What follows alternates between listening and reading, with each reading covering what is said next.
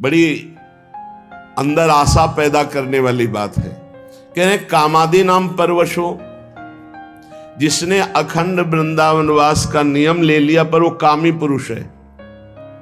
कामादि नाम परवशो, वो स्वावसो नहीं है, जितेंद्री नहीं है, वो अजितेंद्री है, कामी पुरुष है।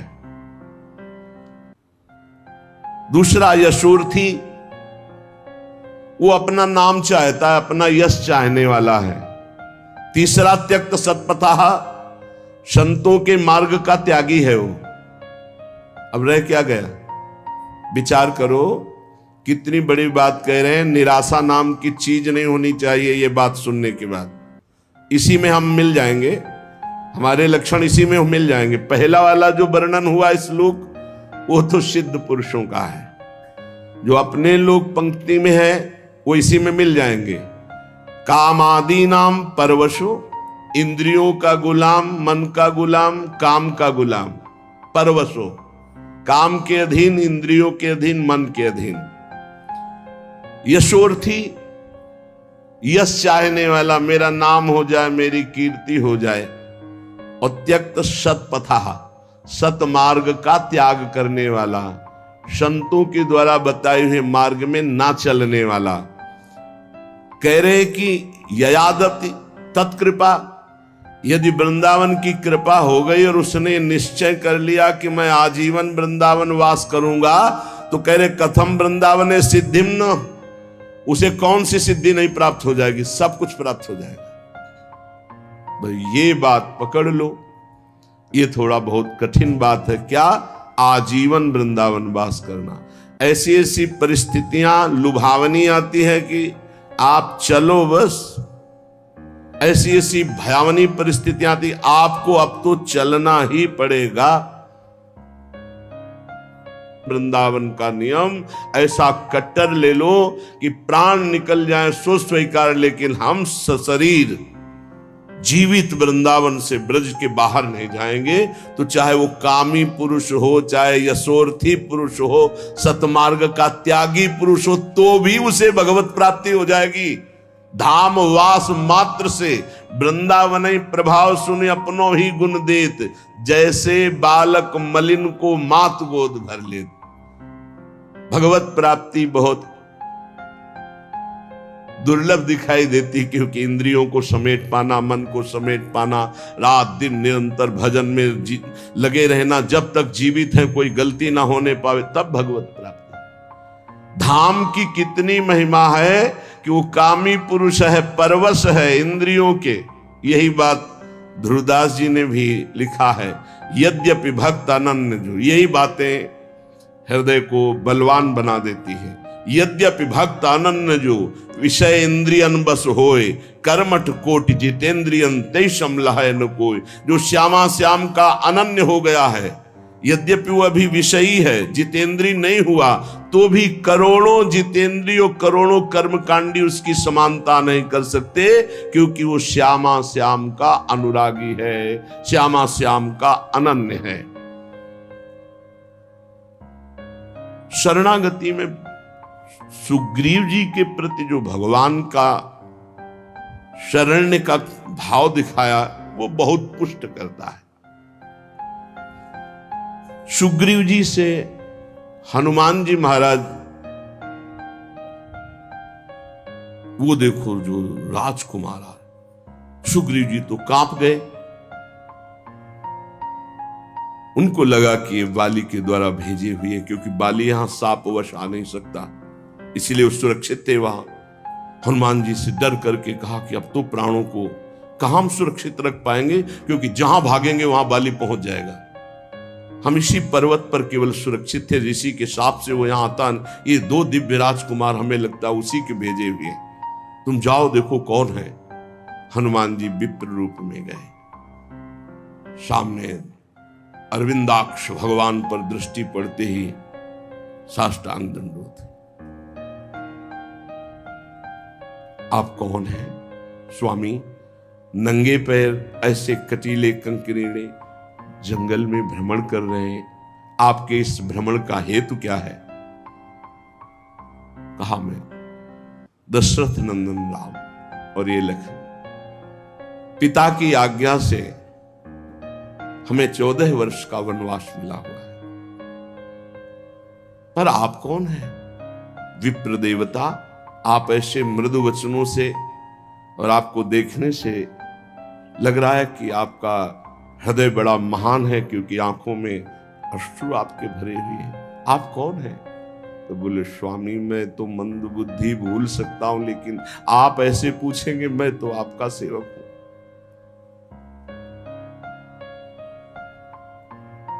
कांधे पे प्रभु को बैठाला, एक उम्र मंद मोह बस कुटिल हृदय अज्ञान, पुण्य प्रभु मोहि बिसारे दीन बंधु भगवान। भगवान को सुग्रीव देखकर समझ गए कि ये अनुकूल है, प्रतिकूल नहीं, क्योंकि प्रतिकूल होते तो हनुमान जी ऐसे नहीं लाते। बहुत आनंदित हनुमान जी महाराज परिचय सुग्रीव का श्री राम जी को, और राम जी का परिचय सुग्रीव को देते हैं।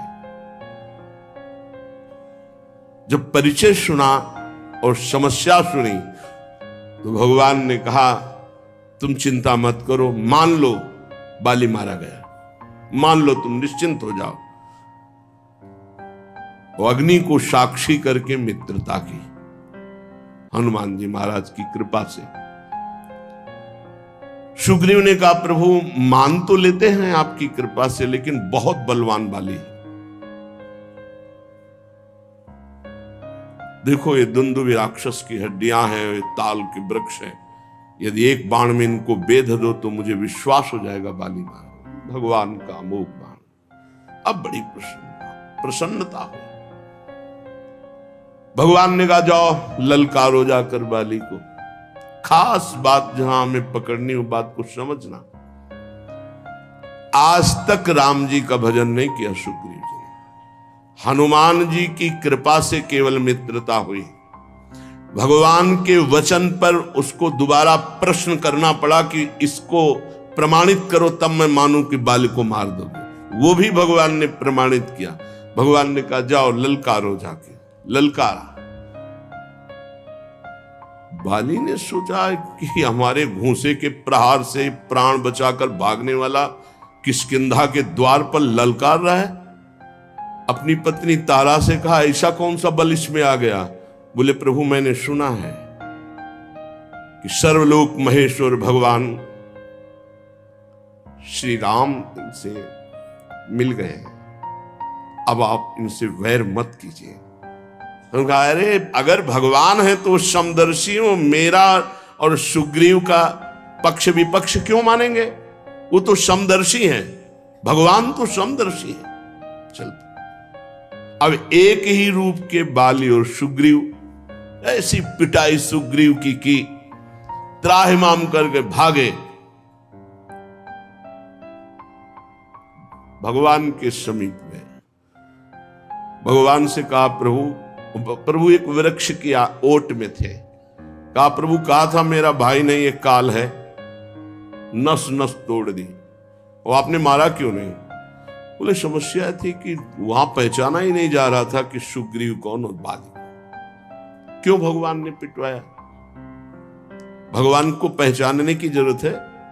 सर्वज्ञ है, सर्वलोक महेश्वर, सर्वत्र विराजमान, सर्वसत्ता, उनको कोई जानने में अभिमान कि देख लो, आखिरी में तुम देख लो, फिर भी तुम में कोई बल नहीं है, मेरा ही बल महाबल है, तुम में कोई बल नहीं। कर प्रसाद सुग्रीव शरीरा। भगवान ने जीव शरीर स्पर्श किया, पीड़ा गई, नवीन बल जागृत हुआ और एक माला अपनी प्रसादी पहनाई। अब जाओ। फिर ललकारा, फिर आए भगवान ने एक बाण से। बाली का जो प्रश्न था, प्रभु मैं बैरी सुग्रीव प्यारा, ये कारण कौन नाथ मुझे मारा? नाथ आप तो मेरे भी स्वामी हैं, मैंने आपका कब वैर किया, कब अहित किया, और इसने कब आपका भजन किया, कब आपका हित किया? आपने उसका पक्ष लेकर मुझे मार दिया। श्री भगवान ने कहा, शरणागत का बैरी मेरा बैरी, शरणागत का मित्र मेरा मित्र। तू मेरे शरणागत को जानता है कि मेरी शरण में हो गया, फिर भी वैर करता है। अंत तो गत्वा अंत्येष्टि क्रिया करा के सुग्रीव को किष्किंधा नरेश पद पे 4 महीने प्रवर्षण पर्वत पर सरकार विराजमान ने, एक बार भी दंडवत करने नहीं। ये हमारी बात है, ये हमारी बात है। फिर भगवान लक्ष्मण जी को भेजा और सावधान करके फिर भगवान से जुड़ जाना। हमसे हो सकती भूल, हमसे कमी हो सकती है, हम अजितेंद्री हो सकते हैं, हम कामी हो सकते हैं, हमसे अपराध बन सकता है, लेकिन रहत न प्रभु चित चूक किए कि करत सुरत 100 बार ही एक। इसको मैंने स्वीकार किया है, ये मेरी शरण में है। वो केवल अपने स्वार्थ की वह शरण, तो भी भगवान उसे अपना शरणागत मानते। ऐसा स्वभाव उमा राम स्वभाव जे जाना, ताई भजन तज भावना। प्रभु का समर्थ नाम, समर्थ धाम, समर्थ लीला, समर्थ रूप ध्यान, किसी एक में हमारी आसक्ति हो जाए। श्रीपाद कह रहे हैं कि यदि वो कामी पुरुष है, पराधीन इंद्रियों के मन के है, वो यश चाहता है, वो सतपथ त्यागी है, लेकिन उसने श्रीधाम वृंदावन के वास का अनन्य अखंड नियम ले लिया, अब उसको कौन सी सिद्धि नहीं प्राप्त हो जाएगी? सब कुछ प्राप्त हो जाएगा। ध्रुवदास जी कहते हैं वो अजितेंद्रीय है, विषयी है, लेकिन श्यामा श्याम का अनन्य हो गया है, तो करोड़ों जितेंद्रियों कर्मकांडी उसकी समानता नहीं कर सकते। विशुद्ध सत्व परमे श्रीमद वृंदावन त्वयि, कृतानंतापराधस्य त्वमेव शरणं मम, त्वमेव शरणं मम। हे प्रिया प्रीतम, मैं तुम्हारा हूं, बस। तवास्मीति तवास्मीति वदंतमपि, मैं आपका हूं। श्यामा श्याम, मैं कैसा हूं ये आप जानते हैं। मैं कोई अपनी पात्रता, गुण, तपस्या, साधना के कारण दावा पेश नहीं कर रहा कि आप हमारे हो, नहीं। तवास्मीति, मैं आपका हूं। आपके तो हजारों लाखों करोड़ों अरबों भक्त हैं, पर नाथ मेरे लिए आप ही हो, मेरे आप ही साधन हो और आप ही साध्य हो। तवास्मीति वदंतमपि मामृषा, और खास बात, ये भी मैं झूठ बोल रहा हूं, क्योंकि तवास्मीति मैंने बहुतों से बोला है। मैं आपका हूं, मैं आपका हूं, मैं आपका हूं, बहुत से बोल चुका हूं, ये भी सत्य नहीं है। बहुत सुंदर बात। देखो कैसी प्रभु की महिमा है, अगर वो स्वीकार ना करे तो हम झूठों का काम ही नरक में पूरा हो। विशुद्ध सत्व परमे वृंदावन त्वयि, ये विशुद्ध सत्व में वृंदावन है, अनंत अपार महिमा है, लेकिन इसमें जो करुणा समुद्र विराजमान लाडली लाल है, एक बार कोई हृदय से कह दे, झूठा ही सही, तवास्मीति, मैं आपका हूं, बहुत बड़ी बात, बहुत बड़ी बात, हृदय से। तवास्मीति वदंतमपि पर मामृषा, सच्ची कहता हूं प्रभु, ये बात पूरे संपूर्ण हृदय से मैं नहीं कह रहा हूं।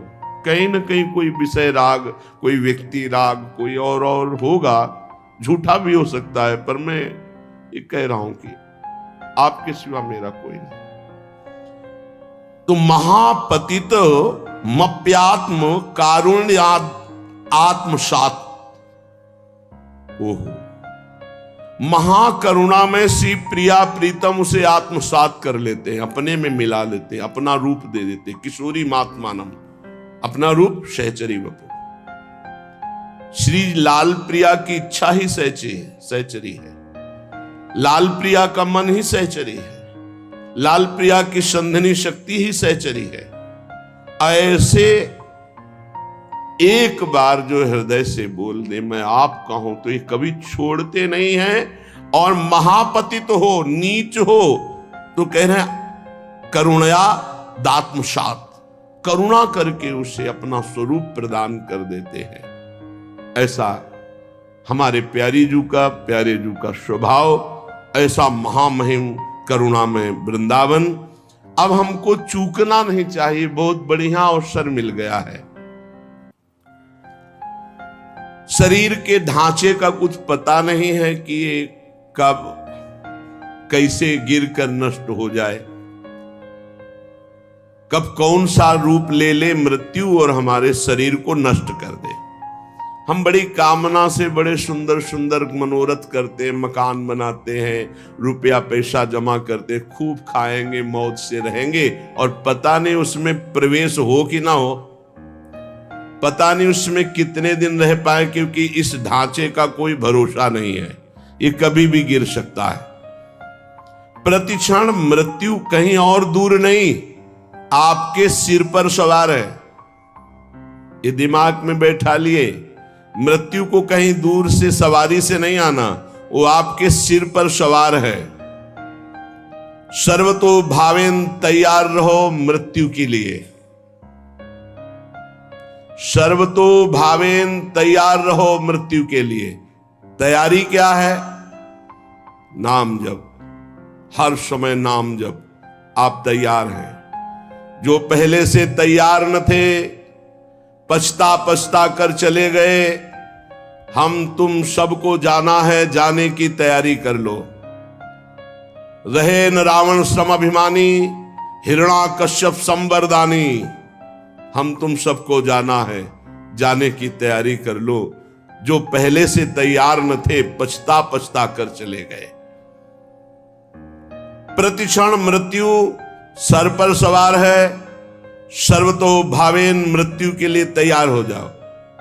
मृत्यु जीवन का अंत करेगी ही तुम्हारे, जीव का नहीं, जीव का नहीं, जीवन का।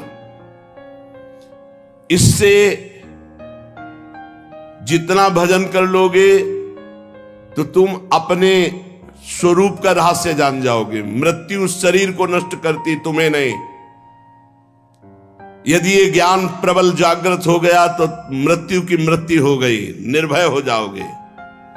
यदि ये बात ना हो तो प्रभु की शरण में हो जाओ तो निर्भय कर देंगे। एक ऐसी भूमा स्थिति जागृत हो जाएगी जहां मृत्यु का कोई भय नहीं है।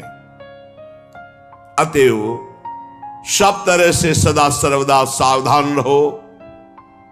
जीवन की एक एक श्वास मृत्यु निकाल रही तुम्हारे पास। जैसे 1 लाख श्वास है, अब गई तो माइनस होती चली जा रही।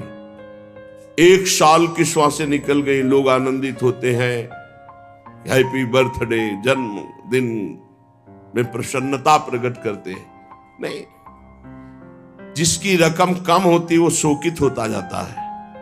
माल बहुत ऊंचा खरीदना है और रकम वैसे ही कम थी और वो भी खर्चा होती चली जा रही। माल खरीदना है भगवत प्रेम, जीवन मुक्तता, और वो रकम श्वास श्वास नाम जप, और वो श्वासें 1 वर्ष की खाली चली गई और हम हैप्पी बर्थडे मनावे। कैसी हमारी अज्ञानता है। मृत्युकालीन जिसका नाम चलता होता है, तो इस शुभ चिंतन के प्रभाव से वर्तमान में नाम चलता होता है, उसकी मृत्यु शुभ हो जाती है, बड़ा मंगलदायी मृत्यु होती है। भगवान का नाम जपते जपते शरीर छोड़ दे, ये सबसे बड़ी बात। या तो ब्राह्मी स्थिति, ब्रह्माकार वृत्ति, और या भगवान का नाम जप करते हुए, 2 में ही भगवत प्राप्ति। इससे मृत्यु को सदा पहचानो कि मेरे सिर पर सवार कभी भी हो सकती, घटना प्रतिघटना, कभी कुछ भी हो सकता है। शरीर पता नहीं रहे कि ना रहे, इसलिए राधा राधा राधा राधा। भगवत स्मृति प्रतिपल यदि है तो घबराहट नहीं होगी, भय नहीं होगा, बड़े आराम से शरीर छूटेगा। शरीर तो छूटना ही है, और बड़े आराम की व्यवस्था में पहुंच जाओगे जहां श्यामा श्याम परमानंद बरस रहा है। इस क्षण भंगुर शरीर में भजन ही सार्थक है। जितना भजन कर लोगे उतना ही सार्थक जीवन जाएगा। पर कामनाओं के कारण भजन नहीं हो पाता। जिसने समय रूपी संपत्ति पर महत्ता दे दी वो महान बन गया। ये कामनाएं हमारे समय को भगवान से विमुख करके नष्ट कर रही है। अरे भाई, कल्प दो कल्प वाला शरीर तो है नहीं। 100 वर्ष और आजकल का जो खान पान और रहनी है, आजकल के जो आचरण है, वो अकाले मृत्यु में पहुंचा देते हैं। 70-80 तक तो पहुंचना मुश्किल हो रहा है। अब इतने रोग चल गए हैं। नौजवान हैं, high blood pressure, low blood pressure, 500 sugar, ये वो, मतलब मृत्यु बिल्कुल पूरी व्यवस्था की है। ये कामनाएं हमको भगवान से विमुख किए हुए हैं। ये कामनाएं हैं तो बड़ी तुच्छ, पर हमको बड़ी महान समझ में आ रही हैं, बड़ी उत्तम समझ में आ रही। अगर उत्तम और महान न समझ में आती तो कामना छोड़कर भजन करते। कर्तव्य का पालन करो, कामना की जरूरत नहीं।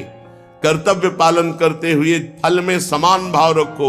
सुख दुख समय कृत्वा लाभा लाभो जया जयो। जय हो या पराजय, लाभ हो या हानि, सुख हो या दुख, अपने कर्तव्य कर्मण्ये वाधिकारस्ते मां फलेषु कदाचन। फल की इच्छा, फल में ही कामना, फल में ही दुर्गति, फल में ही बंध जाना, फल में ही भजन विमुख हो जाना है। भक्ति की कमी, कामना की वृद्धि, यही हमें भजन से विमुख किए हुए है। हम प्रभु को छोड़ करके अगर हमारी कामना भी हो तो किसी और की तरफ ना हो।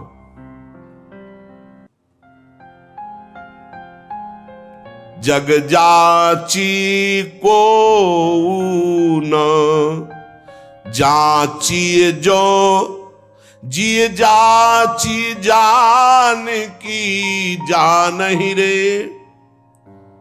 आहा, जग जाची को न जाची जो जिए जाची जान की जान ही रे। जेहि जाचत जाचकता जरि जाई, जो जारति जोर जहान ही रे। गोस्वामी तुलसीदास जी ने कह रहे हैं, ये पद केवल सुनने गाने का नहीं, इसे जीवन में उतारने का। अगर तुम्हें कुछ चाहिए तो जग जाची को ना, किसी से मत मांगो। इस संसार में किसी से, ये बात पकड़ लो, बात पकड़ लो। जग जाची को ना, मेरी बात मान लो। कोई तुम्हारी बात पूरी नहीं कर सकता। किसी से संसार में कभी किसी से मत मांगना। जाची जो, अगर मांगना ही है तो हृदय से जाची जान की जान ही रे। भगवान श्री हरि से मांगो, क्या होगा? जेहि जाचत जाचकता जरि जाय, मांगना मिट जाएगा। जेहि जाचत जाचकता जरि जाई, जो जारत जोर जहान ही रे। मांगो तो केवल प्रभु से मांगो, जिससे मंगतापन मिट जाएगा। वो ऐसे दाता है, दे देंगे ना, जन्म जन्म की मांग पूरी हो जाएगी। जिसके जानने के बाद कुछ जानना बाकी नहीं रहता, जिसके पाने के बाद कुछ पाना बाकी नहीं रहता। इसलिए किसी से मत मांगो, किसी से मत कामना करो, केवल प्रभु से करो, इंतजार करो। उनकी बाट जो हो, किसी और की तरफ मत देख लेना। जो सकाम भाव रखते हैं, मांगते हैं, तो केवल प्रभु से मांगो, अन्य से नहीं। ये तुम नियम ले लो कि हमारा आराध्य देव ही हमारी पूर्ति करेगा, हम दूसरे से कभी नहीं। श्यामा श्याम ही बहुत महान है, हम कैसे तुम्हें क्या क्या बतावें तुम्हें। उनकी कृपा, केवल उनकी कृपा, केवल उनकी कृपा का आश्रय। कभी अन्य का आश्रय ले लेंगे तो आपकी भक्ति बाधित हो जाएगी, आपका जीवन समस्या में पड़ जाएगा और आपको परेशानी ही परेशानी हो जाएगी। केवल प्रभु का आश्रय। सकामता है, माना भी आप निष्काम नहीं हुए तो प्रभु पर निर्भर हो जाओ, वही पूर्ण करेंगे। वो कामना भी पूर्ण कर देंगे और आपका कल्याण भी कर देंगे। ऐसा स्वभाव है हमारे स्वामी का। पत्नी के लिए आराधना भगवान श्री हरि की कर रहे हैं तो पत्नी भी मिली, तो आदि सम्राट महाराज मनु की पुत्री महान देवी देवहूति जी, और भगवान अपनी तरफ से बोले कि मैं पुत्र बन करके आऊंगा, और कपिल भगवान के रूप में आके सांख्य शास्त्र का उपदेश करके करदम जी को परम पद में आरूढ़ किया। अगर भगवान से मांगा जाए तो विषय भी दे देते और साथ में अपने आप को भी दे देते कि अब तुम हमसे मांगे हो तो अब ऐसी तुम्हारे अंदर ज्ञान वृत्ति जागृत करेंगे कि अब तुम्हारा मांगना मिट जाए, जाचकता जरी जाए। जो आज तक कोई सफल हुआ है मानो, वो केवल भागवतिक शक्ति से, दिव्य शक्ति से सफल हुआ है। किसी को अगर सफलता, लौकिक पारलौकिक वास्तविक सफलता, सफलता का मतलब रुपया पैसा बढ़ जाना, लोग संपत्ति यश मान कीर्ति नहीं, काम क्रोध लोभ मोह मद मत्सर, इन पर विजय प्राप्त करना सफलता है। और तुम लाखों उपाय कर लो, इन पर विजय प्राप्त नहीं कर सकते। इन पर जो सफलता प्राप्त करना है वो केवल भगवान की शक्ति से होता है। भगवान के एक संकल्प मात्र से अनंत ब्रह्मांड प्रकट हो गए। वो भगवान तुम्हारे लिए क्या नहीं कर सकते। तुम अन्य आश्रय, अन्य कामना ना करो, केवल भगवान का आश्रय लेकर भगवान से भगवान की कामना करो, निहाल हो जाओगे। अगर द्रौपदी जी अन्य आश्रय न लेकर के पहले ही भगवान को आर्तभाव से पुकार देती तो समस्या इतनी नहीं बढ़ पाती। समस्या आई तो बहुत जगह मन फैला द्रौपदी जी का। पति हैं, भीष्म जी आदि हैं, हम बड़े बड़े बुजुर्ग जन हैं, भला ऐसा कैसे होने देंगे। और जब कोई नहीं रोका तो अपनी भुजा, अपना दांत का बल, यही सब बातें हमें भगवान से दूरी बनाए हुए, समय की दूरी बनाए हुए। और जहां उन्होंने सब आश्रय छोड़ा और एकमात्र भगवान को पुकारा तो भगवान वस्त्रावतार हो गया। ये केवल कथा सुनाने और पढ़ने की विषय, सुनने का पढ़ने का विषय नहीं, ये जीवन में उतारने का है कि चाहे विपत्ति हो, चाहे कामना हो, कैसी भी परिस्थिति, सीधा श्री भगवान से, सीधा श्री भगवान से आर्त भाव से अन्य आश्रय छोड़कर पुकारे तो हमारे जीवन का बहुत बहुत आनंदमय परिवर्तन हो जाएगा।